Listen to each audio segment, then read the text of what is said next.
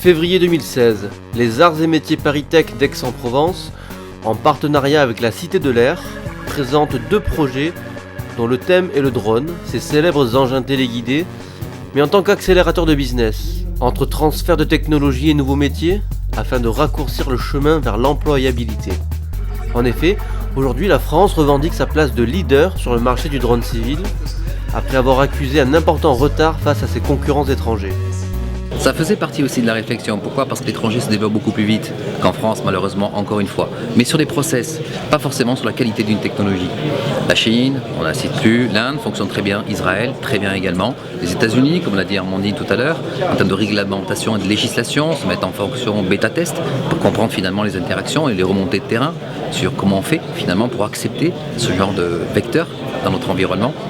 Donc à aujourd'hui proposer une réponse directement sur ces environnements-là, c'était tout simplement de comprendre leurs besoins, de faciliter les accès et d'optimiser justement donc, l'ensemble des démarches. Donc le drone est effectivement a une logique même, c'est de s'imposer. Notre contribution tout simplement à amener des éléments structurants pour pouvoir raccourcir toutes les chaînes décisionnelles de production. Le premier projet présenté ce soir est la création d'un nouveau master spécialisé aux arts et métiers, intitulé « Créateur de solutions drone ». Il s'agit d'une formation diplômante post-Bac plus 5, accréditée par la Conférence des grandes écoles. Ce master formera des spécialistes capables de créer des solutions de drones robots, répondant à des usages innovants en définissant la technologie, la chaîne de valeur et l'offre associée au marché. Les unités d'enseignement concernent donc à la fois la technologie, l'utilisation ou encore le management. Le master ne se fermera donc pas qu'au Gazar. On veut surtout créer des promotions hétérogènes. Parce qu'on est différent, du coup on va s'enrichir les uns les autres, on va se bousculer, on est vraiment dans l'agilité, c'est un mot essentiel, et se surprendre par la différence avec l'autre. Donc bien sûr un profil type ingénieur, ou faculté, aussi de l'université.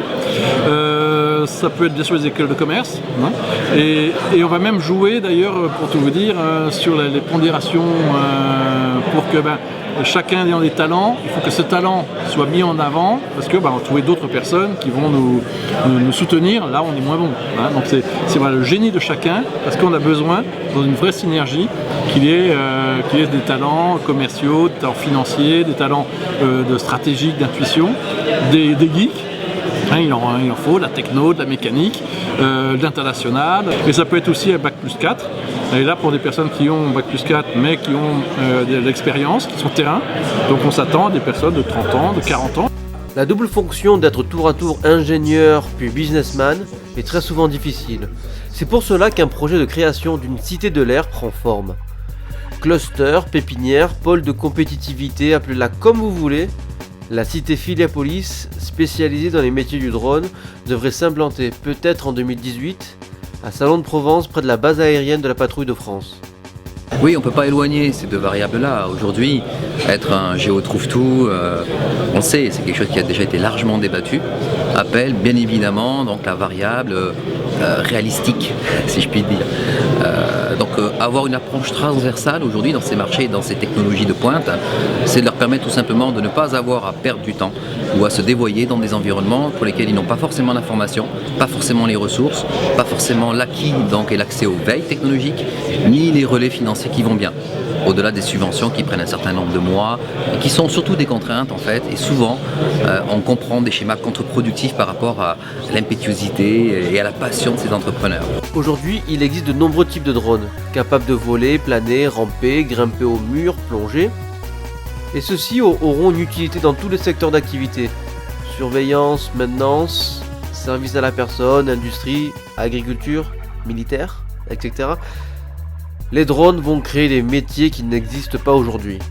Le drone, c'est un vecteur.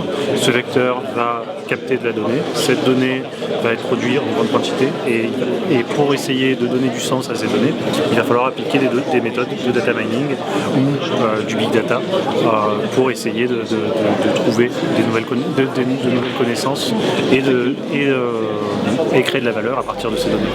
Donc, finalement, pour moi, sans big data, le drone n'a qu'un intérêt assez modeste de capteur Voilà, et c'est le big data, les méthodes statistiques, inférentielles et autres qui vont permettre de créer de la valeur et créer de la connaissance.